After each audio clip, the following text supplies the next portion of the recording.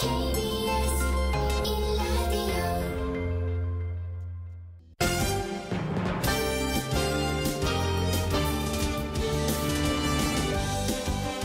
1라디오 KBS 1라디오 신성원의 오늘 세계는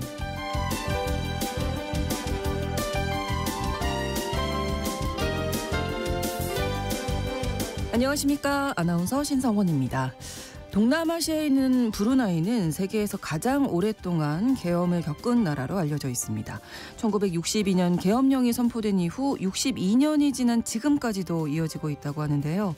지난 12월 3일 밤 우리도 45년 만에 비상계엄령 선포라는 초유의 사태를 겪었죠. 그래서 오늘 글로벌 이슈 수상한 GPS에서는 계엄을 겪은 다른 나라들의 사례에 대해서 알아보려고 합니다. 어떤 나라에서 언제 왜 계엄령이 내려졌었는지 정리해드립니다.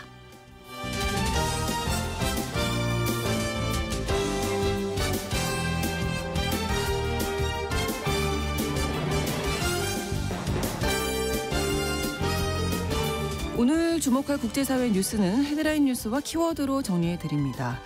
미국에서 추수감사절 시즌 최대 쇼핑 기간이죠. 올해는 인플레이션 때문에 소비가 줄어들 것이다 이렇게 예상됐었는데 오히려 그 반대였다고 합니다. 물가가 올라서 힘든 상황임에도 오히려 소비가 늘었다는 건데요. 이런 현상 과연 미국 경제의 청신호가 될 수 있을지 통신원 취재수첩에서 알아보겠습니다. 12월 6일 금요일 KBS 1라디오 신성원의 오늘 세계는 시작합니다.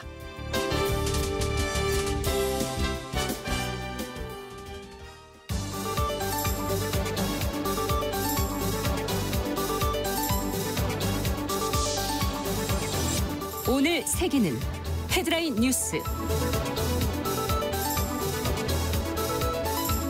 미국 국무부가 한국 국회에서 논의 중인 윤석열 대통령에 대한 탄핵 소추안 처리에 대해 한국 헌법에 따라 다뤄줄 것으로 예상한다면서 한국의 법치와 민주주의를 계속 지지할 것이라고 밝혔습니다. 파텔 국무부 부대변인은 우리가 한국과 맺고 있는 파트너십은 특정 대통령이나 정부를 초월한다면서 이것은 공화당, 민주당 등 여러 다른 행정부를 초월해온 동맹이자 파트너십이고 한국에서도 계속 동일하게 유지된다고 말했습니다. 이어서 한국과의 모든 우선순위를 계속 발전시키고 강력한 한미일 3국 파트너십도 진전시킬 것이라고 강조했습니다. 로이드 오스틴 미국 국방부 장관이 한국 방문을 계획하다가 최근 보류하기로 결정했다고 로이터 통신이 보도했습니다. 익명의 미국 정부 당국자는 오스틴 장관이 지금은 적절한 방문 시기가 아니라는 판단을 내렸다고 말했는데요. 3일의 비상계엄 사태와 그에 따른 한국 국회의 윤석열 대통령 탄핵 소추안 발의, 오스틴 장관의 대화 상대방인 김용현 한국 국방부 장관의 사임 등과 관련된 것으로 보입니다. 제4차 한미 핵협의그룹 회의 등 대북 억지력 강화에 중요한 한미 간의 안보 협의도 계엄 사태의 여파 속에 차질을 빚고 있습니다. 마크롱 프랑스 대통령이 대국민 연설에서 극우와 극좌의 연합이 정부를 무너뜨렸다고 비난하고 자신에 대한 사임과 조기 대선 요구에 대해 2027년 임기가 끝날 때까지 머물겠다고 밝혔습니다. 또 며칠 안에 새 총리를 지명할 것이라고 말했는데요. 당초 대국민 연설에서 4일 국민의회에 정부 불신임으로 물러난 바니에르 총리 후임을 발표할 것으로 관측됐었지만 총리 지명에는 며칠 더 시간이 걸릴 전망입니다. 트럼프 2기 행정부가 불법 이민자를 제3국으로 추방하기 위한 계획을 검토하고 있는 것으로 알려졌습니다. 바하마 총리실은 트럼프 정권 인수팀이 다른 나라에서 온 이주민을 추방하는 항공편을 받아들일 수 있을지 문의했지만 거부했다고 밝혔는데요. 관련 요청을 받아들일 수 있는 자원이 부족하다는 이유를 들었습니다. 이와 관련해 미국 NBC 방송은 트럼프 팀이 미국 내 불법 이주자에 대해 제3국으로 추방하는 방안을 검토 중이라면서 바하마 등 카브리의 섬 지역, 중미 파나마가 대상 지역으로 거론된다고 보도했습니다. 부패 혐의로 조사를 받고 있다는 보도가 나왔던 둥진 중국 국방부장이 보도 8일 만에 공개 석상에 등장해 건재를 과시했습니다. 동부장은 어제 상하이에서 열린 서아프리카 기니만 안보 상황에 관한 국제 토론회에 참석해 각국 대표단과 만났는데요. 앞서 영국 파이낸셜 타임스가 중국 당국이 인민해방군 최고위층을 겨냥한 부패 스캔들과 관련해 동부장을 조사하고 있다고 지난달 27일 보도했었습니다. 하지만 동부장이 공개 활동에 나서면서 파이낸셜 타임스의 보도는 사실이 아닐 가능성에 무게가 실리고 있습니다.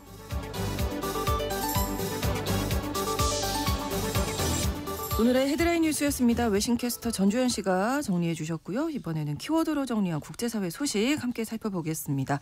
첫 번째 키워드, 더 강해진 속편. 속편은 되게 더 강해야 인기를 끌 수 있거든요. 그렇죠. 전편을 뛰어넘어야 되는데 이게 우리에게는 좀 악재가 될 수도 있겠습니다. 트럼프 미국 대통령 당선인이 2017년에 한미 자유무역협정, 즉 FTA 재협상을 주도했던 강경 성향의 보호무역주의자 피터 나바로를 2기 정부의 백악관 무역제조업 선임 고문으로 지명을 했습니다. 네.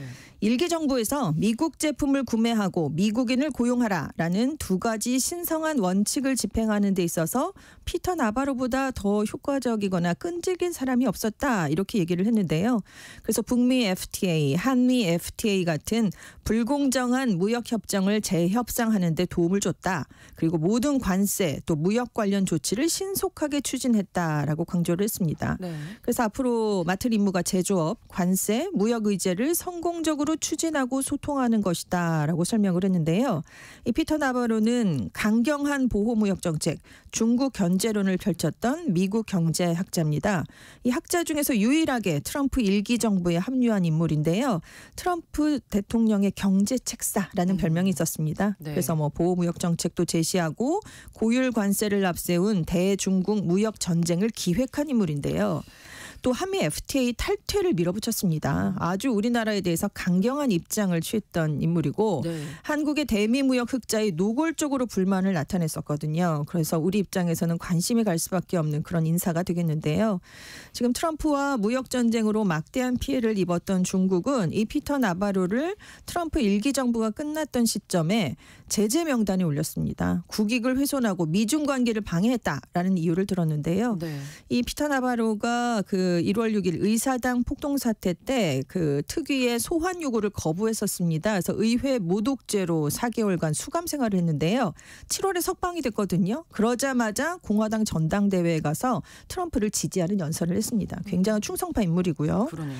다만 블룸버그 통신은 트럼프 당선자가 2기 관세와 무역 의제 주도 책임을 맡긴 러트닉 상무장관 지명자와 이 나바로가 충돌할 가능성이 있다라는 분석을 내놓기도 했습니다. 네. 한편 미국의 대표적인 금융규제기관인 증권거래위원회 위원장에는 폴 애킨스 전 증권거래위원회 위원이 지명이 됐는데요. 대표적인 규제 완화론자고요. 특히 가상자산이 우호적인 사람입니다. 네. 트럼프 당선자가 대선 유세 기간에 미국을 가상화폐의 수도로 만들겠다 자주 얘기를 했거든요. 그렇죠. 그런데 애킨스까지 지명을 하면서 이것을 시장이 규제 완화 신호구나 이렇게 받아들였습니다. 네. 그래서 비트코인 가격이 좀 내려가긴 했지만 오늘 5일에는 10만 달러, 약 1억 4천만 원 선을 처음 돌파하기도 했습니다. 다음 키워드인데요. 액체금 줄다리기. 네, 액체금은 석유입니다. 석유. 네, 네. 석유 수출국 기구 국가 또 러시아 등 비오펙 산유국의 협의체인 오펙 플러스가 워낙은 내년에 이제 원유 감산 해제 조치를 내리려고 했었는데요. 그걸 1년 늦추기로 했습니다. 네. 왜냐하면 내년에 이제 원유 수요가 줄어들면서 원유 값이 내려갈 수 있다라는 관측이 나왔기 때문인데요. 이 오펙 플러스가 2022년 8월 증산 이후에 원유 가격을 방어하려고 감산 조치를 지금까지 이어오고 있었습니다. 네. 지금 참가국 중에 23곳은 하루에 200만 배럴씩 공식 감산을 하고 있고요. 여기에다가 사우디아라비아를 비롯한 8개국은 1단계로 하루 165만 배럴, 2단계로 하루 220만 배럴을 자발적으로 감산을 하고 있던 그런 중이었습니다. 네. 근데 이제 이번 결정에 따라서 이런 감산 완료 시점을 2025년 말에서 2026년 말로 이제 1년 더 연장을 한 건데요. 2단계 자발적 감산도 역시 3개월 정도 연기를 했습니다. 원유 가격 방어 목적인데요. 중국의 경기 침체 그리고 트럼프 2기 행정부가 증산을 할 수 있다. 원유를 그럴 가능성이 제기가 되면서 네. 기존 계획대로 가면 원유 가격이 떨어질 수 있다라는 우려가 이 오펙 플러스 안에서 커졌기 때문입니다. 네. 그 트럼프 미국 대통령 당선인이 지금 그 대선 승리 연설을 했을 때 우리는 세계 어느 나라보다 더 많은 액체금을 갖고 있다. 사우디 러시아보다 더 많다라고 하면서 이제 이걸 더 생산할 뜻을 내비쳤거든요. 네. 그렇지만 이미 올해 미국의 석유 생산량이 하루 평균 1,320만 배럴입니다. 사우디의 평균 생산량보다 47%나 많은데요. 그렇군요. 이게 더 늘어날 수 있다라는 거죠. 그래서 지금 뭐 관세 전쟁도 일어나고 그러면 원유 수요가 더 떨어질 테니까 우리가 감산을 더 늘려보자라고 지금 대책을 마련한 건데요. 네. 만약에 감산 연장이 합의되지 않았고 2025년 말에 이제 끝나기로 지금 이루어졌다면 내년 1일부터 공개적으로 증산하려는 국가들이 얼마든지 나오고 있었습니다. 안 그래도 카자흐스탄 등이 유전을 개발해야 된다라면서 증산을 원한다는 얘기를 계속 해왔거든요. 네. 그리고 뒤를 이어서 다른 나라들도 속속 나올 가능성이 있었는데 아무튼 이 감산은 1년 더 연장되게 됐습니다. 그렇습니다. 자, 다음 키워드 인도가 나가신다. 길을 비켜라. 네, 비켜줘야 되는 국가는 일본입니다. 아, 네, 이코노미스트가요 5일에 2025 세계 대전망이라는 보고서를 내놨는데요. 네. 내년에 아시아의 서열이 재편될 것이다라는 네. 분석을 내놨습니다. 중국이 2010년에 일본을 제치고 세계 2위 경제 대국으로 올라섰었는데요. 예. 그것처럼 내년에는 인도의 경제 규모가 일본을 뛰어넘어서 아시아 두 번째 경제 대국이자 세계 4위 경제 대국이 될 가능성이 높다. 이런 전망을 내놓은 겁니다. 네. 세계은행 자료에 따르면요. 인도의 작년 국내 총생산이 세계 경제의 3.37%, 일본은 4%대였거든요. 근데 이제 일본하고 인도의 명목 GDP 차이가 2023년에는 6,400억 달러가 났는데 올해는 이게 1,730억 달러로 확 줄어들 오, 것으로 지금 그러네요. 전망이 됐어요. 네. 근데 지금 내년이 되면 이 추세가 이제 역전한다는 역전된다는 거죠. 네. 이미 인도와 중국의 격차도 많이 줄어들고 있습니다. 인도가 2021년에 경제 성장률이 9.7%, 2022년 7%, 2023년 8.2% 이렇게 쭉쭉 성장을 하고 있고요. 내년에도 6.6%나 성장할 것으로 인도는 전망되고 있습니다. 근데 중국은 같은 기간 8.4에서 3, 5.2 이 성장률을 나타냈는데 그쳤거든요. 그리고 인도의 인구수가 이미 중국을 앞서지 않았습니까? 네. 그래서 앞으로 경제 성장률도 인도가 중국보다 2 내지 3%포인트 몇 년이나 더 높게 유지할 것이다라고 이코노미스트가 전망을 했는데요. 네. 또 이제 트럼프 행정부가 들어서면 미국을 비롯한 주요 국가가 중국 견제를 강화할 것으로 전망되고 있지 않습니까? 그렇죠. 그래서 여기에서 인도가 이제 반사 이익을 얻을 수 있다라는 기대가 높아지는데요. 왜냐하면 미중 무역 갈등으로 글로벌 제조업체들이 중국을 대체할 생산지로 인도를 눈여겨보고 있기 때문인데 시장 조사업체 캐널리스는 애플이 내년 말까지 인도에서 전체 아이폰의 20% 이상을 생산할 것이다. 이런 관측까지 내놓은 상황입니다. 뭐 무시무시한 성장세를 보이고 네. 있는 인도를 좀 지켜봐야 네, 될 그렇습니다. 것 같습니다. 다음 키워드인데요. 1년 더 미뤄진 여신과의 만남. 네, 이 여신은 달의 여신인 아르테미스입니다. 네. 반세기 만에 달 표면에 인류를 다시 보내겠다라는 미국의 야심찬 계획이 있었는데요. 이게 2027년으로 1년 정도 더 미뤄졌습니다. 유인 탐사선으로 달 궤도를 돈다라는 계획이 아르테미스 프로그램이거든요. 네. 이 아르테미스 2단계 계획을 2026년 4월로 연기한다라고 얘기를 한 건데요. 그래서 우주 비행사를 실제로 달에 착륙시키는 게 아르테미스 3단계 계획인데 이 계획은 2027년으로 미뤄지게 된 겁니다. 네. 안 그래도 올해 1월에 이미 일정을 한번 연기한 적이 있거든요. 그래서 이번에 계획을 또다시 미루면서 이 아르테미스 계획이 각각 7개월, 1년가량 좀 늦어지게 됐는데 우주 비행사들이 달 착륙이란 목표를 달성하는 동안 겪게 될 위험을 파악하기 위해서 광범위한 테스트를 수행했다라고 넬슨 나사 국장이 밝혔습니다. 네. 그런데 이렇게 해봤더니 비행사들이 탑승할 오리온 우주선의 열 차폐막 문제에 대해서 근본적인 좀 문제가 있었다. 이걸 확인했다. 그래서 우리가 계획을 늦춘다라는 설명을 내놨는데요. 네. 올해 1월에 한번 일정을 연기했을 때도 바로 이 안전성 문제를 이유로 들은 적이 있습니다. 우주선이 대기권에 이번에 재진입을 할 때 기체가 타는 걸 방지하는 게 열차 폐막이거든요. 네. 근데 이걸 테스트해봤더니 예기치 않게 그을리고 손상이 됐다는 겁니다. 그러면 안 되죠. 근데 실제로 이제 사람을 태웠을 때 이런 문제가 발생하면 정말 엄청난 일이 발생을 하니까요. 그렇죠. 그래서 이거를 완벽하게 좀 해결하는데 시간이 더 필요하다라고 지금 나사가 얘기를 하고 있습니다. 이 나사가 처음에는 2028년에 인류 달 착륙을 이루겠다라는 목표를 세웠다가 지금 2019년에 중국의 추격을 이유로 이 4년 정도 앞당겨서 2024년에 인류 달 착륙을 해보겠다라고 했는데 네. 이게 지금 계속 안 되고 있는 상황이거든요. 그런데 문제는 중국이 굉장히 발빠르게 지금 나서고 있다는 점입니다. 중국이 2030년 이전에 우주 비행사를 달에 보내겠다라는 목표 아래 지금 달 탐사 프로젝트에 속도를 내고 있거든요. 네, 네. 유인 우주선 멍저우, 달 착륙선 란웨이, 달 표면 차량을 지금 개발을 하고 있는데 지금 달 탐사 경쟁에서 미국이 한층 더 쫓기게 됐다라고 그러게요. 언론들이 지적을 하고 미국 있습니다. 입장에 많이 서두르고 그렇습니다. 싶습니다만 안전 문제는 네네. 또 천천히 그렇습니다. 예, 확인을 해야 하는 문제니까요. 다음 키워드 엘리트 인증샷을 찍어 드립니다. 네. 엘리트 인증샷. 유엔에 가서 찍으면 엘리트 인증샷이 되는 건데요. 중국의 인플루언서들 사이에서 유엔 인증샷 놀이가 확산이 되면서 논란이 되고 있는 겁니다. 유엔에 직접 가서. 네, 인플루언서들이 이제 외모, 재력을 많이 과시해 왔잖아요. 그렇죠. 근데 이제 네. 나는 엘리트야라는 것까지 뽐내고 싶어졌다는 거죠. 이런 풍조가 지금 확산을 하고 있다고 합니다. 네. 그래서 중국판 인스타그램인 샤오홍슈를 보면 인플루언서나 인플루언서가 되길 희망하는 사람들이 유엔에서 찍은 사진이나 영상을 올리기 위해서 거금을 쓴다라는 폭로가 하나 나왔는데요. 그러니까 자기 능력으로 국제기구에서 연설을 하면 문제가 안 되는데 그렇죠, 그렇죠. 브로커를 써서 수천만 원을 써서 경력을 만들어낸다라는 게 문제라는 건데요. 지금 유엔 인증샷 사업 브로커들이 있다고 합니다. 그거를 한 매체가 취재를 해봤더니 네. 5박 6일 일정으로 유엔 기후변화협약 당사국 총회에 참가해서 연설을 하게 해주고 유령 매체랑 인터뷰까지 진행하는 패키지 상품이 있다고 합니다. 비용이 만만치 않아요. 중국 돈 26만 위안, 우리 돈으로 약 5천만 원 정도입니다. 네. 또 연설은 하지 않으면 6만 위안, 약 1,125만 원짜리 기본 패키지도 있다고 하는데요. 지금 예약하시면 내년 11월에 열리는 제30차 기후총회에 참가할 수 있습니다라는 걸 홍보 문구로 내세우고 있다고 합니다. 네. 이게 단순한 관광이 아니라 참관인 신분으로 실제 회의에 참여하는 거고 연설을 위해 필요하면 저희가 영어 교육도 진행을 해드립니다. 라고 홍보를 한다는 건데요. 이게 아주 근거가 없는 게 아닌 게 매년 이제 개최국이 바뀌거든요. 이 그렇죠. 기후총회가. 네네. 공식 행사장에 들어갈 수 있는 일종의 입장권을 브로커들이 구해서 네. 일반인들에게 암표처럼 판매를 한답니다.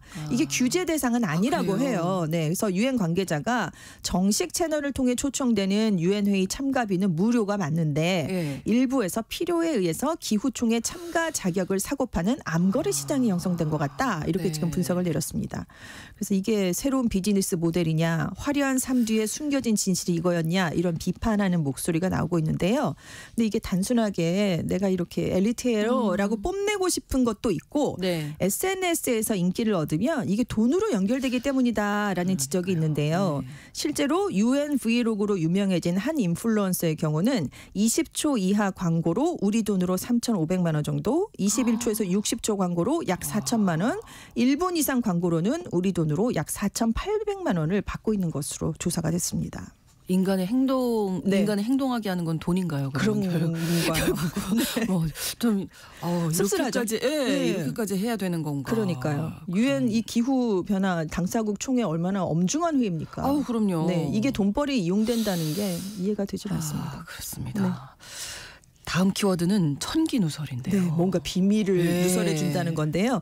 날씨를 정확하게 예보를 해준답니다. 오. 구글 딥마인드가 세계 최고 수준의 정확도를 보이는 인공지능 기반 날씨 예측 도구인 젠캐스트라는 걸 공개했습니다. 어. 이 딥마인드가 누구냐면 2016년에 알파고. 네네 기억나요. 그래서 네네. 그 바둑. 올해 노벨 네. 확상을 받은 헛서비스 등이 이끌고 있는 구글의 AI 조직인데요. 아. 최근에 이제 국제 학술지 네이처에 논문을 치렀는데 이 개발 사실과 시험 결과를 올렸습니다.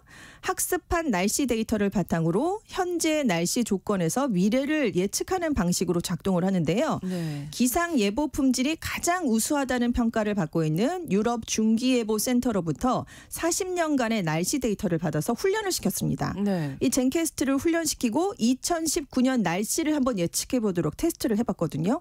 그랬더니 15일치 날씨를 거의 정확하게 예측한 오. 것으로 나타났습니다. 네. 이 조건이 1,300개가 넘었다고 해요. 그랬는데 이 전체 97%에서 젠캐스트의 결과값이 유럽 중기예보센터 결과값보다 더 정확했다고 합니다. 우리가 지금 실제로 쓰고 있는 예보센터보다 훨씬 더 좋은 결과가 나왔다는 건데요. 네. 또 지금의 기상 시스템은 슈퍼컴퓨터를 돌려서 나오는 그렇죠. 결과거든요. 네, 네. 대부분 예측하는데 몇 시간이 걸리는데 네. AI를 썼더니 예측 결과가 나오는 속도가 몇 분밖에 안 걸렸다고 합니다. 그렇군요. 그래서 지금 기상 전문가들은 이건 굉장히 중요한 진보다. 신뢰할 수 있는 예보 기간을 열흘에서 15일로 연장을 하면 네. 극한 날씨의 영향을 피할 수 있게 돼서 막대한 사회 경제적 이익이 생길 거다 이렇게 얘기를 하고 있는데요. 네. 그러니까 풍력 발전 같은 재생이 가능한 에너지를 쓰는 계획에서도 중요한 역할을 할 수 그렇죠. 있다는 네, 거죠. 예측이 더 가능하니까. 신뢰를 할 수 있게 네, 네, 되니까. 네. 그럼 이용하는 사람도 많아지고 그렇습니다. 그러면 이게 지구에도 도움이 되지 오. 않겠느냐 이런 얘기가 나오고 있습니다. 네. 날씨를 정확히 예측하는 네. 건 정말 우리 삶에 너무나 중요하죠. 예, 네. 그렇습니다. 다음 키워드는 한반에 무하마드가 여러 명입니다. 출석 부를 때 무하마드는 네 하는 여러 명이 손드는 거죠. 인기 있는 이름인가 네. 보죠? 네, 영국에서 작년에 남자 아기 이름으로 가장 많이 지어진 이름 순위를 조사해봤더니 아랍권에서도 가장 흔한 네네. 무하마드라는 조사가 나왔습니다. 네, 영국에서요? 4,600명이 넘는 아기가 이 이름으로 신고를 했다고 그래요. 근데 작년에는 4,100여 명 정도였으니까 한 500여 명 정도 더 많아졌는데요. 네. 네, 근데 이 조사는 같은 계열의 이름이라도 철자가 조금이라도 다르면 다른 이름으로 집계를 한대요. 그래서 지금 무하마드가 1위가 됐지만 네. 모하메드도 1,600명이 넘어서 28위, 모하마드도 835명으로 68위. 이걸 합치면 이 계열은 훨씬 더 많아진다는 그러네요. 거죠. 오. 그럼 왜 이렇게 무슬림 쪽의 이름이 인기를 얻고 있을까? 영국 데일리 메일이 지금 분석을 해봤더니 이민자가 많아져서 영국 전역에 무슬림 공동체가 많이 늘어났다. 네. 그리고 영국 육상 선수 모 파라, 이집트 축구 선수 무하마드 살라, 미국 권투 선수 무하마드 알리 같은 스포츠 스타의 인기가 영향을 미쳤을 수 있어요. 있다. 네, 이렇게 있을 수 분석을. 있어요. 네, 네, 네. 충분히. 그래서 다른 아랍계 이름인 아이만과 핫산도 전년보다 이렇게 많이 늘어나서요. 증가율이 4위, 6위를 기록했다고 하고 여자아기 이름도 아랍계 이름인 아이잘과 아이잘. 이게 지금 우리 발음으로는 똑같은데 영어 철자가 다르거든요. 그러네요. 네, 네. 이것도 급증을 해서 가장 높은 증가율을 기록했다고 합니다. 네, 이렇게 헤드라인 뉴스와 키워드까지 외신캐스터 전주현 씨와 함께했습니다. 오늘도 고맙습니다. 네, 감사합니다. KBS 일라디오 신성원의 오늘 세계는 1부 마무리하겠습니다. 11시 30분부터 일부 지역에서 해당 지역 방송 보내드리겠습니다. 제이지와 알리시아 키스가 함께한 Empire State of Mind 함께 듣겠습니다.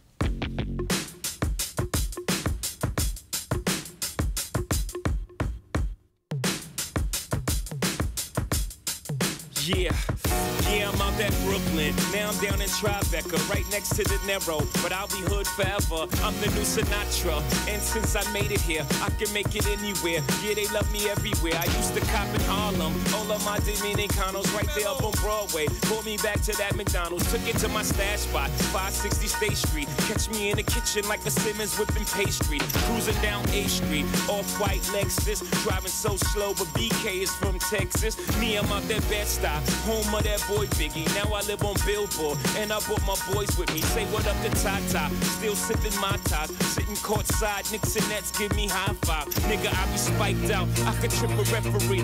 Tell by my attitude that I most definitely from. Hey. Concrete jungle where dreams are made of. There's nothing you can't do. Now you're New York. These streets will make you feel brand new.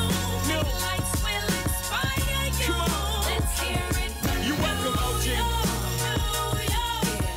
I made you hot, nigga.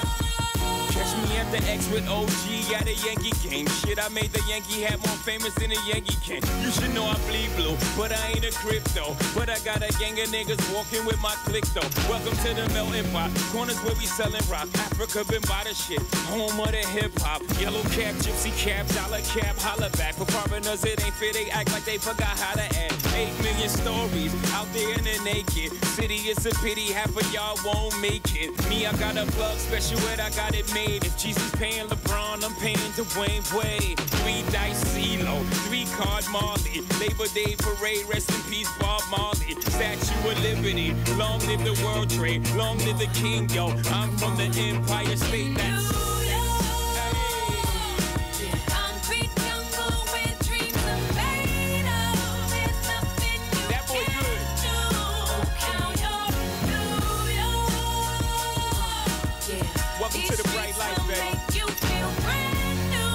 Big lights will inspire you. Let's hear it for New York. 지금 시각은 11시 30분입니다. KBS Ladies and gentlemen. 국제사회의 다양한 뉴스를 한눈에 KBS 1라디오 신성원의 오늘 세계는 세계를 바로 보는 최소한의 투자입니다.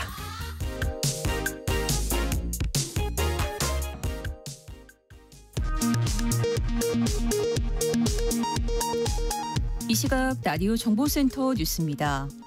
검찰이 윤석열 대통령의 비상계엄 선포와 관련한 내란 혐의 등 고발 사건을 수사하기 위한 특별수사본부를 구성했습니다. 본부장은 박세현 서울고검장이 맡았습니다. 경찰청 국가수사본부에는 120여 명의 전담수사팀이 구성됐습니다. 국민의힘 한동훈 대표가 대한민국과 국민을 지키기 위해서 윤석열 대통령의 조속한 직무집행정지가 필요하다고 밝혔습니다. 한동훈 대표는 윤 대통령이 주요 정치인 등을 반국가 세력이란 이유로 체포하도록 지시하고 이를 위해 정보기관을 동원한 사실을 확인했다고 밝혔습니다. 육선 중진 조경태 의원은 여당 의원 중 처음으로 윤 대통령 탄핵 찬성 입장을 밝혔습니다. 더불어민주당 이재명 대표는 윤석열 내란 사태 관련 특별 성명을 발표하고 윤 대통령이 군대를 동원해 국민 주권을 찬탈하고 입법과 사법 등 3권을 장악하려는 시도를 했다며 명백한 국가내란 범죄의 수괴라고 말했습니다. 민주당은 2차 비상계엄 가능성에 대해 제보가 많이 들어오고 있다며 의원들이 국회 안에서 비상 대기하도록 했다고 밝혔습니다. 조국혁신당 조국 대표는 내일 저녁으로 예정된 윤석열 대통령 탄핵소추안 표결을 오늘로 앞당기자고 주장했습니다. 조 대표는 이제 윤석열은 대한민국의 대통령이 아니라 내란과 군사 반란의 수괴일 뿐이라며 이같이 말했습니다. 윤석열 대통령의 퇴진을 요구하는 거리 집회와 대학가 시국 선언이 잇따르는 가운데 기독교 단체 160여 곳이 내일 윤석열 대통령 탄핵 촉구 시국 기도회를 진행한다고 밝혔습니다. 민주노총이 윤석열 대통령 탄핵을 촉구하며 국민의힘 의원 전체의 휴대전화번호를 공개했습니다. 충암고 이사장은 페이스북 글을 통해 윤석열과 김용현 등을 충암의 부끄러운 졸업생으로 100만 번 선정하고 싶다고 밝혔습니다. 지금까지 라디오 정보센터 뉴스 정한나였습니다.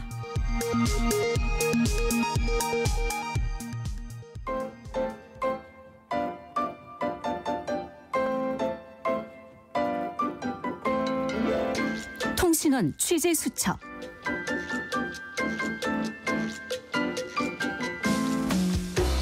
미국에서는 지난 추수감사절 때 소비 지출이 예상 외로 작년보다 늘어났다고 합니다. 인플레이션으로 경제적인 부담을 느끼는 와중에도 많은 소비자들이 지갑을 열었다는 건데요. 미국 워싱턴 DC 노정민 통신원 연결해서 자세한 현재 상황 알아보겠습니다. 안녕하세요. 네, 안녕하십니까. 미국 워싱턴입니다. 추수감사절 때 미국 국민들 돈을 얼마나 쓴 건가요, 그러면? 네, 일단 한 조사 결과를 보니까요. 올해 추수감사절의 상차림 비용이 작년보다 한 19% 정도 올랐다고 하거든요. 네. 그러니까 음식값이나 여러 가지 장식 비용을 합친 건데 가정당 한 430달러, 한화로 한 60만 원 정도 썼다고 합니다. 네. 그리고 뭐 연중 최대 쇼핑 시즌이라고 할 수 있는 블랙 프라이데이 지난주 금요일이었는데 네. 당일 미국에서 온라인 쇼핑 매출액만 108억 달러, 한화로 15조 원으로 이제 작년보다 10억 달러 정도 늘어났고요. 네. 또 보통 주말을 지나서 이제 지난 월요일 이른바 사이버 먼데이 그 온라인 쇼핑으로 그 열풍이 이어졌는데 네. 매출이 132억 달러로 역대 최대 규모에 달하는 것으로 집계됐다 이런 보도가 나왔거든요. 네. 이뿐만 아니라 이제 추수감사절 연휴 기간 동안 미 전역에서 한 8천만 명이 여행을 떠났고 그렇죠.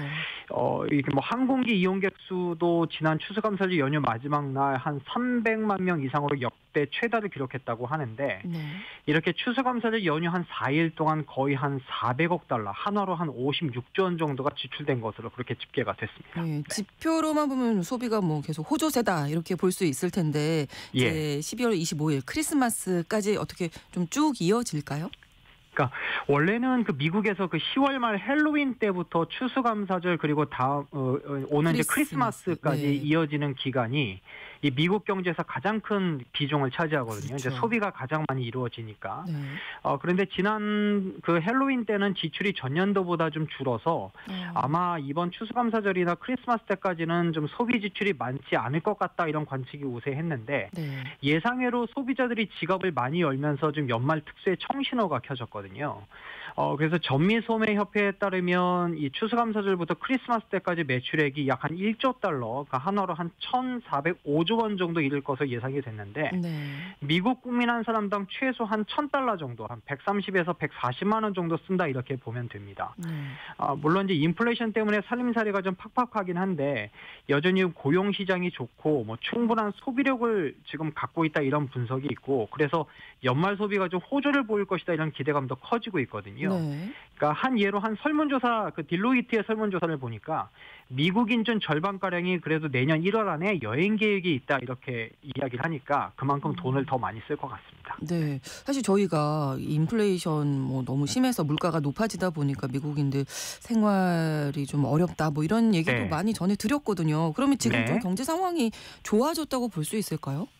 그래서 그건 좀 아닌 것 같고요. 그러니까 지금 미국에서 뭐 거주비부터 식료품, 외식비, 뭐 일반 생필품까지 안 오른 게 없거든요. 그러니까요. 그래서 제가 일반 중산층의 생활비가 얼마나 드는지 잠깐 예를 들어서 좀 설명해 드릴까 하는데 네네.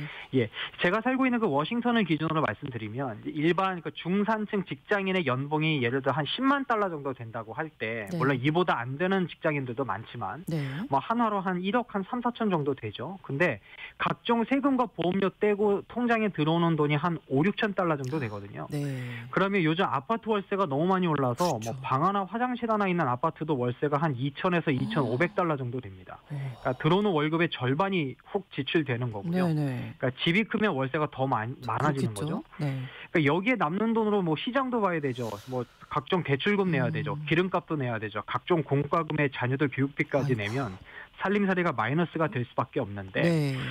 식당에 가면 또 예전에 한 10달러 정도 하던 음식값이 지금은 뭐 한 15에서 20달러 정도 올랐고 뭐 4인 가족이 외식하면 금방 100달러 나갑니다. 네, 여기에 네. 그렇겠어요. 인건비도 오르고 여전히 금리가 높아서 부담은 더 커졌는데 도저히 저축은 생각할 수 없을 만큼 살림살이가 팍팍한 것이 현실입니다. 사실 뭐 서울도 뭐 비슷한 것 같습니다.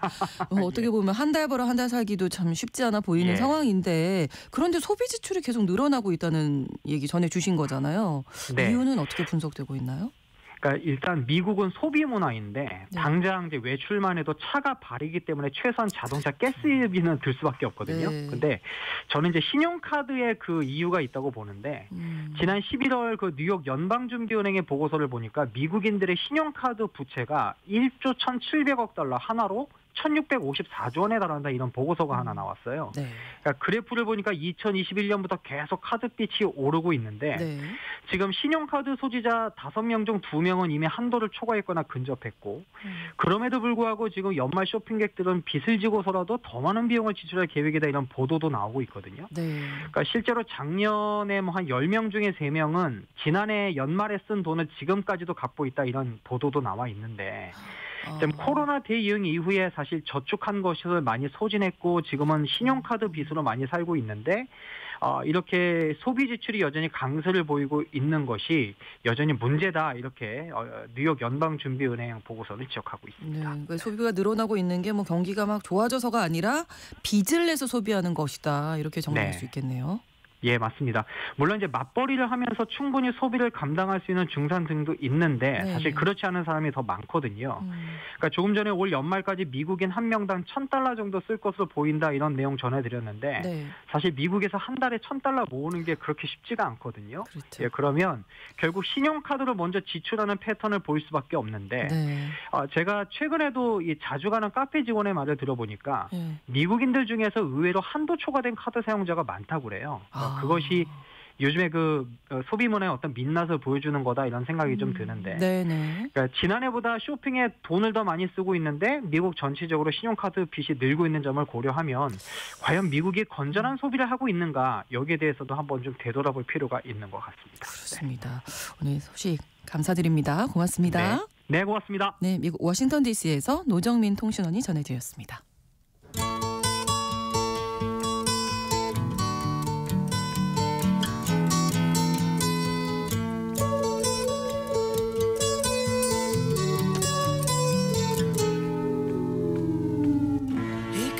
넓은 지구촌의 한 지역, 장소를 중심으로 우리가 주목할 이야기 전해드리는 글로벌 이슈 구정은의 수상한 GPS입니다.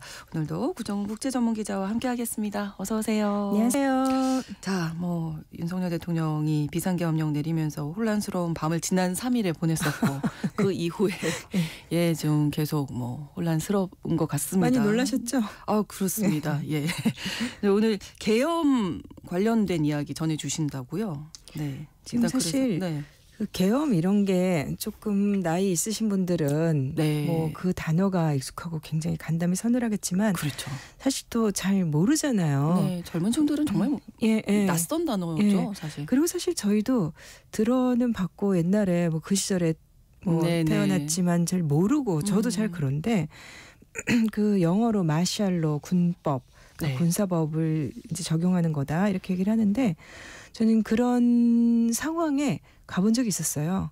옛날에 이집트에서 네. 그 아랍에 보면 시위가 일어나고 그 3년 네. 됐을 때 2014년에 네. 계엄은 아니었고 군인 이제 시민들 나와서 집회할까봐 이렇게 광장에 카이로 시내 큰 광장에 탱크들 나오고 굉장히 무서워요. 무섭잖아요. 실제로 가보면은 네네네.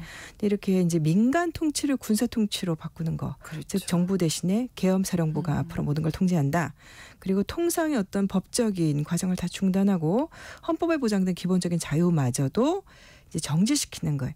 그게 이제 계엄령인데 계속해서 이제 뉴스에 우리가 지금 계엄이 뭔지를 다시 배우고 이렇게 있는데 열심히 공부해 본 적이 없는 것 같습니다. 사실 전쟁 내란 네. 아니면 일부 지역적으로 무슨 자연재해나 이런 네네네. 거 비상사태 있을 때 이제 선포되고는 하죠. 그렇죠. 근데 이제 다른 나라들의 사례를 보면은 역사적 전례로 봤을 때 대체로 군사 쿠데타 때 이제 계엄령 네. 선포하는 거 이거 우리 잘 아는 내용입니다. 그렇죠.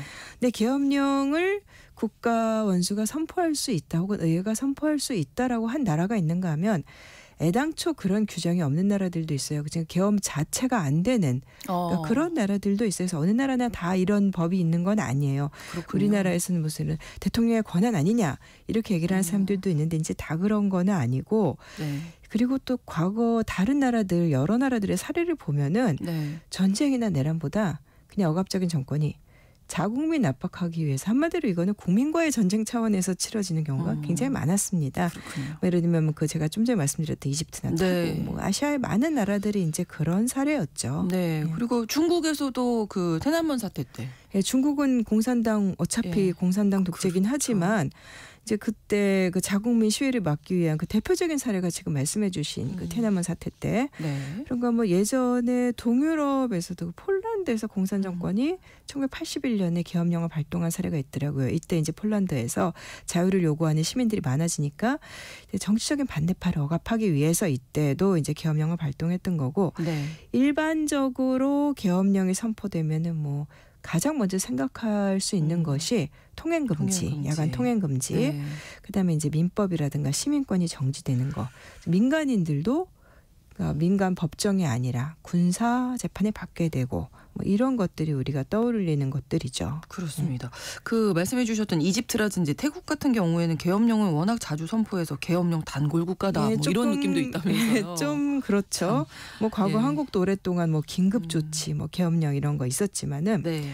이집트에서는 1967년부터 2021년까지 아. 거의 지속적으로 거의 모든 기간 비상사태가 발령이 많이 됐었어요. 그렇군요. 이렇게 되면 이제 군사법원이 민간이 재판하게 되고 그렇죠. 그러니까 정부가 국가 안보를 위협한다고 판단되는 사람은 자의적인 기준이죠. 이번에도 그렇죠. 우리가 이것도 많이 얘기하지만 예. 예. 법원의 명령 없이 뭐 기준이. 이집트 같은 경우 뭐 45일 동안 구금할 수 있게 하고 시위 금지하고 그래서 2011년에 그 아랍해본 혁명으로 쫓겨낸 그 독재자 무바라크 있었잖아요. 네. 이 사람이 1981년부터 40년간 독재를 했습니다. 근데 그 재임 기간 동안에 비상사태법이라는 거를 만들었어요. 네. 그래서 계엄령과 이름은 다르지만 사실상 계엄 통치법이죠. 이거를 3년 기한인데 3년마다 갱신하는 거예요. 그냥. 그래서 그러면 끊이질 않. 예, 끊이지 않는 않고 할 수 네. 있는 거죠. 그리고 비상사태를 선포하는 권한이 처음에 의회에 있었는데 이것도 군부가 나중엔 가져가고 군부가. 그리고 뭐 행정권, 입법권, 사법권을 전부 군부에 이양할 수 있게 하고 근데 나중에는 조금 느슨해지긴 했어요. 명목상의 어떤 좀 형식적인 정당들 이런 것들도 만들고 네. 근데 그게 2003년에 이제 마지막으로 연장하면서 네. 3년 뒤 2006년부터는 테러 방지법으로 대체하겠다. 하도 이제 국제사회에서 욕을 먹으니까 네. 라고 했는데 테러가 나니까 또 연장했어요. 그다음에 또 연장했어요. 그리고 또 연장해서 그 결국은 2011년 2월에 무바라크가 쫓겨날 때까지 이제 계속됐던 건데 사실 지금은 이집트는 뭐 계엄 치하 이런 건 아닌데 네. 지금도 뭐 사실상의 군부 정권이 다시 혁명이 또 뒤집히면서 또 네. 군부 정권이 지금도 이어지고 있죠. 태국 같은 경우에도 쿠데타가 많았죠. 나라로, 아주 예, 최근까지도 알려져 있죠. 이제 네. 태국은 뭐 이제 왕국이잖아요. 그렇죠. 근데 뭐 입헌군주국이라고는 하는데 국왕의 입김이 특히 이 지금 전에 그 푸미폰 국왕 시절에 지금 국왕 말고 네. 근데 태국은 1912년에 이미 계엄법이라는 게 만들어졌고 그 후로 툭하면 이제 쿠데타가 있었어요. 그러니까 여기는 양상이 군부가 장기 집권하고 이런 것라기보다는 네. 뭐 정치권이 마음에 안 들면은 군부가 나섭니다. 그리고 나서 이제 군사 정권이 오래 간다기보다는 뭐 계엄 통치를 좀 하다가 그다음에 이제 국왕이 나서서 이제 푸미폰 국왕 시절에 네. 물러나라 화해하라 와서 손잡아라 이러면 또 그런 정치적인 제스처를 취하고 이제 민정이 복귀하고 이런 게 좀 패턴화되어 있어요. 정상적인 과정은 절대 아닙니다. 그렇죠. 어쨌든 그런 과정이었는데 근데 이례적으로 뭐 민간 정권이 계엄령 발동한 거는 2004년 1월에 탁신 총리가 이때는 그러니까 태국 남부의 분리주의 반군 활동이 세가지고 이제 그 지역적으로 계엄령을 내린 적이 한 번 있었고 네. 그러다가 2006년에 그때 그 말도 많고 탈도 많았던 탁신 총리가 이제 사실 국민들이 뽑은 총리인데 유엔 총회에 참석하고 있는 사이에 네. 군부가 이제 무혈 쿠데타를 일으키고 계엄령을 선포한 사례가 있었고 그다음에 정권이 민선 복귀됐는데 계속해서 바뀌었죠. 뭐 전국 굉장히 불안정했잖아요. 그러다가 10년 전에 2014년에 이제 군부가 또 쿠데타해서 그때 계엄령 선포했었고 근데 1년 뒤에 해제는 했는데 거의 2019년까지 한 5년 정도를 사실상 계엄 통치를 했습니다. 그리고 2020년에 반정부 시가 일어나니까 그때 계엄령 해제한다고 해놓고서는 네. 또 그다음에 또 긴급포고령 이름만 바꿔서 한다고 했다가 네. 또 뭐 일주일 만에 철회하고 그다음에 또 코로나19 핑계로 방역을 위해서 어쩔 수 예. 없다라면서 또 전국에 비상사태 선포하고 이 나라도 진짜 답답해요. 이게- 작년 총선 이후에나 자유화가 좀 된 네, 거예요. 국민들은 얼마나 너무 힘들 불안하고 것 예, 같아요. 혼란스러워서 계속 스트레스 근데 상황인 언론 거잖아요. 통제 상황이 태국은 정말 심각하게 통제를 하고 진짜 우리가 사실 관광 많이 가고 그러니까 네. 태국이 굉장히 자유로운 나라인 것처럼 네. 보이는데 진짜 통제가 심각하고 그렇군요. 예, 그때 그래서 2020년에 반정부 시하고 그럴 때는 그 군사 정권 그 총리가 뭐 5인 이상 만나는 거 금지 뭐 이런 근데 그건 이제 금방 철회했어요. 하도 이제 비판을 그거는- 받으니까 예. 이 나라 심각하죠. 그러네요. 예. 아시아에서 이제 필리핀이 또 과거에 마르코스 대통령 시절에 예, 또 우리 또 독재하면은 생각나는 나라. 그렇죠. 참 우리가 참 필리핀하고는 지금 우리는 굉장히 두 나라의 궤적이 다른 것 같지만 비슷한 부분들이 이제 참 많이 서로 간에 이제 아시아의 민주주의를 어떻게 보면은 같이 발전시켜 왔고 필리핀은 그 대신에 그 과정에서 굴절이 많이 됐던 이제 이런 나라인데 네. 필리핀은 계엄의 역사가 여기도 굉장히 오래됐습니다. 1944년에. 근데 이때는 일본 점령 중에 2차 대전 중에 그렇죠. 이제 그렇게 됐던 거였고 그다음에 72년부터 81년까지 그때 이제 마르코스라는 유명한 독재자 있었죠. 여기 그 부인이 사치하는 걸로 네, 유명했던. 그렇죠. 예. 우리 사실 연식 있는 분들은 다 아는 삼천켤레 구두 뭐 이멜다 여사. 저 기억 안 난다고 할래. 아, 예, 안 나는 걸로 합시다. 예. 네. 그때 이제 계엄령 오랜 기간 계엄이었고 예, 그러다가 그렇죠. 이제 86년에 피플 파워라고 불리는 그 이제 시민 혁명이 일어나서 그게 사실은 우리나라의 87년 혁명에도 영향을 많이 줬다고 하는데 네. 근데 그러 다음에 이제 민주화가 됐어요. 근데 2000년대 중반에 시대를 훌쩍 뛰어넘어서 그때 글로리아 마카파갈 아로요라는 대통령이 있었는데 이때 부패도 심하고 정치 불안도 심하고 해서 시민들의 반정부 시위도 많고 또 그걸 빌미로 해서 이제 군부가 들썩거린다. 군부가 나서서 거봐라 안 되지 않느냐고 쿠데타를 일으킬 거다라는 소문이 있었어요. 네. 그래서 그때 뭐 일부 지역에 계엄령을 선포한 사례가 있었고 그다음에 그 두테르테 대통령 바로 직전 대통령이죠. 네. 이 사람도 굉장히 특이한 이제 스트롱맨 캐릭터로 뭐 마약과의 전쟁, 갱들과의 전쟁 한다면서 많이 죽였죠 자국민들을. 네. 2017년에 민다나오 섬이라는 그 일부 지역에 뭐 범죄와의 전쟁 한다면서 이제 계엄령을 한 7개월 정도 계엄령 내렸던 그런 전례가 있습니다. 그렇군요. 시리아라든지 이라크 뭐 이런 내전을 겪은 나라들 같은 경우는 사실 우리 어떻습니까? 계엄하면은 왜 전쟁 상황에서 많이 내린다고 하는데. 이 나라들 뭐 옛날에 군부 독재 정권 시절에는 있었고. 계엄령이 있었는데 지금 아닙니다. 그렇진 그렇군요. 않고, 예, 네. 이라크는 그렇진 않고 네. 그 시리아는 이제 우리 내전 오래 겪었잖아요. 그렇죠. 시리아는 사실 그 전에 오히려 내전이 일어나기 전에 계엄 통치가 한 50년 가까이 갔었어요. 근데 이 네. 나라가 이게 풀렸던 게 2011년 4월이에요. 내전이 시작된 그 시점에 이미 풀려 있었습니다. 그게 왜 그랬냐면 이 시리아 내전이 시작된 게 그 아랍의 봄 혁명이 시리아로까지 전달이 되면서 이제 독재자가 안 받아들이겠다고 이제 하면서 일어난 게 이 내전이었잖아요. 네. 그때 2011년 봄에 시위가 막 일어나고 하니까 사실은 계엄령을 풀었어요. 근데 그랬다 곧바로 내전으로 갔던 건데 네. 사실 뭐 이때까지 시리아 계엄이 이때까지 상황에서는 세계 최장기였고 근데 특이한 게 좀 뭐 억압적이다 그리고 독재 정권이다 그리고 미국이 맨날 비난하는 이란 예. 이란은 계엄령 없어요. 아, 그래요? 예. 뭐 특별한 이유가 있을까요? 그러니까 이란은 그 1979년에 이란이 이제 이슬람 혁명이 일어났는데 그렇죠. 그 전에 왕국이었잖아요. 네네. 이제 파흘레비 우리나라에서 팔레비 했던 이 파흘레비 왕조가 공포 정치를 하면서 네. 시민들의 저항도 굉장히 컸었고 그래서 79년에 원래 이란 혁명이 일어났는데 네. 그 전에 78년부터 시위가 굉장히 많았어요. 근데 이런 상황에서 이제 그 왕정이 이제 국왕이 안 되겠다 하니까 뭐 이제 막 그 밑에 총리도 바꾸고 그랬다가 군사 정부도 꾸리고 그런데 뭐 대세는 이미 넘어가고 결국 혁명이 일어났죠. 네. 네, 그래서 79년 2월에 이슬람 공화국이 탄생을 했는데 이때 이제 계엄 통치 이런 걸 많이 받았었고 하도 되어서 그런지 공화국 헌법에서 뭐 이슬람 자문회의 자기네들 이제 일종의 최고 기구 같은 승인 없이 계엄령 선포 이건 금지다. 이렇게 헌법에서 해놔서 그 뒤로도 사실 억압적인 성향이 있긴 하지만 선거로 정권이 정기적으로 교체되는 나라고 그래서 네. 어떤 부분은 절차적인 민주주의를 계속해서 중동에서 거의 유일하게 뭐 이스라엘 빼면은 거의 유일하게 지켜온 나라가 이란입니다. 그렇군요. 예. 지금도 계엄령 하에 있는 나라 어느 나라? 지금 계엄령 하에 있는 나라 약간 좀 우리나라에서 이런 일이 일어났다는 거 우리 참 약간 좀 창피하다 싶은 게 지금 계엄령 하에 있는 나라 우크라이나.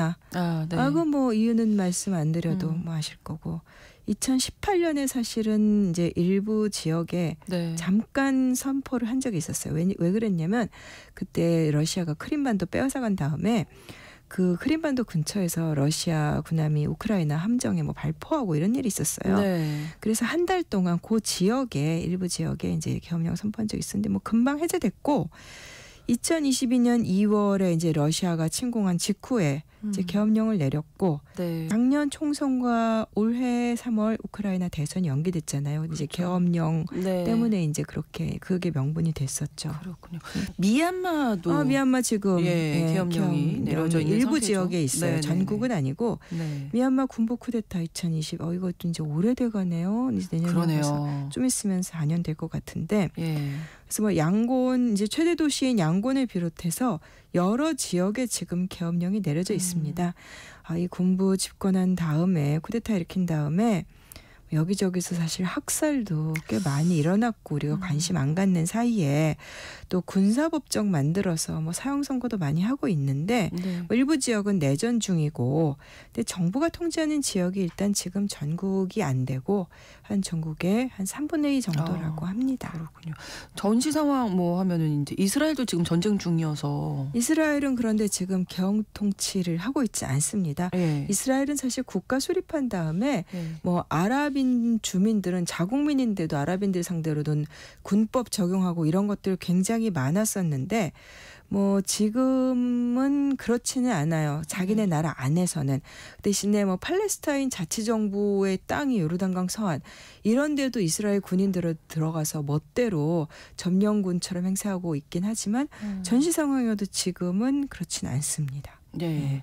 자, 그렇다면 세계에서 가장 오랫동안 계엄 통치가 이루어진 국가가 어디일까요?